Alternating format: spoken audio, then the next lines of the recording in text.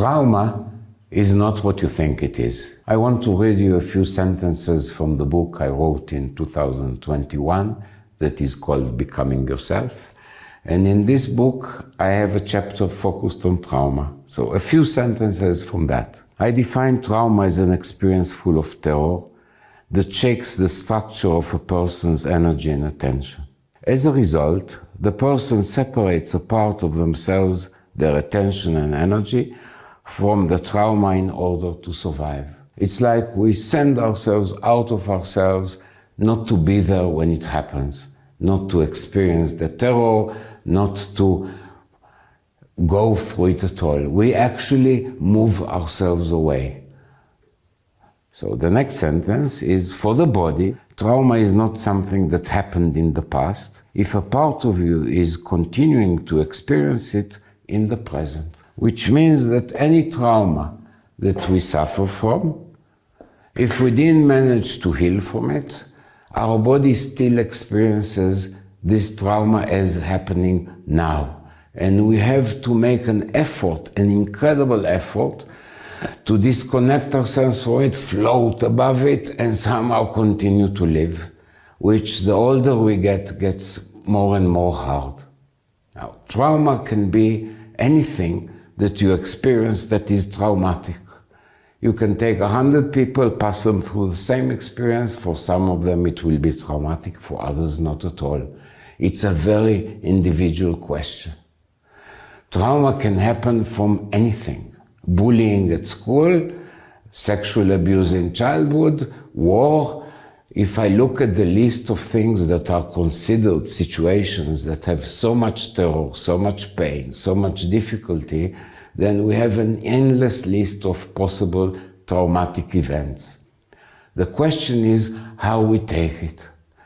Since we never learned how to deal with fear and pain in a way that we have some control over how we respond, we actually know how to respond to trauma with even a stronger kind of effort not to experience it. So normally we try to avoid fear and pain, and we have all kinds of patterns in which we somehow manage to reduce the sharpness of it, the power of it. But in trauma, those defenses don't really work. We have to separate. So trauma, in a way, splits attention. Splits attention to parts, like one part of us stay as it was before, but there are other parts that are now also existing at the same time, which experience different things.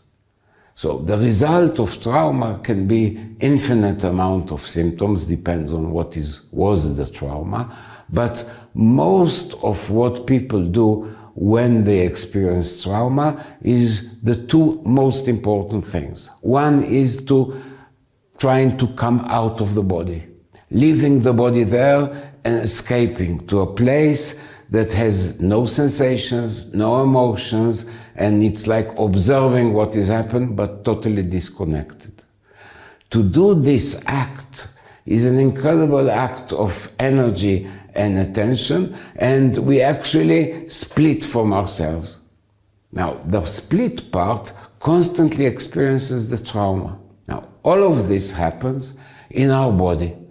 In my work with people over the years, I found many encapsulated energies in the body that were of terror, of pain, of humiliation, of other intense emotional or physical experiences, and those the person managed to encapsulate, to bury them somewhere, to disconnect from them, erase the memory, and now it's there.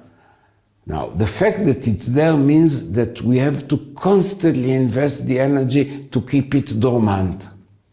If I look at traumas that I worked quite a lot with, of people that were soldiers at war at their 20s, and at their 40s, those energies that were buried in them do not meet such resistance anymore because we're getting old and tired, and the exhaustion of pushing against the trauma, of trying to control its impact on us, is tiring. So when we're getting older, this starts to raise up as panic attacks, anxiety attacks, depression, okay? Self-hate, alcoholism, use of drugs just to avoid the impact of this, and we can see that a very large part of the population are dealing with their traumas from the past in such ways that are just aimed to cover it up, to hide it, to make it less powerful, to not let it impact me.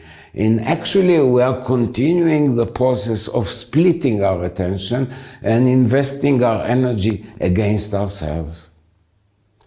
For me, all of this is built on our wrong attitude that we were educated, that our culture is giving us, in which fear is the enemy. Trauma can be dealt with if you learn to eat it and digest it in small amounts over time in a process.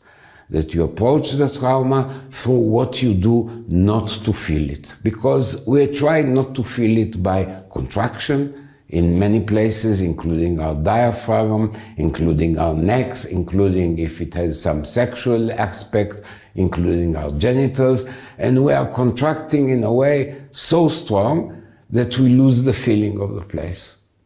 And that is the intention, that we will not feel. So to take a journey in which you learn each time to feel a little bit of the terror, a little bit of the pain, a little bit of what you're doing to yourself by contraction, not breathing, and trying to move completely into your mind without being in the body at all. When we learn not to do those things, this energy that we trapped in us can flow in our body. And actually the old terror and pain can turn into an energy that makes us stronger in the now, not in the past. So when I look at trauma, it is an opportunity. We have intense powers there, our fear, our pain, our will, because trauma in a way breaks our will.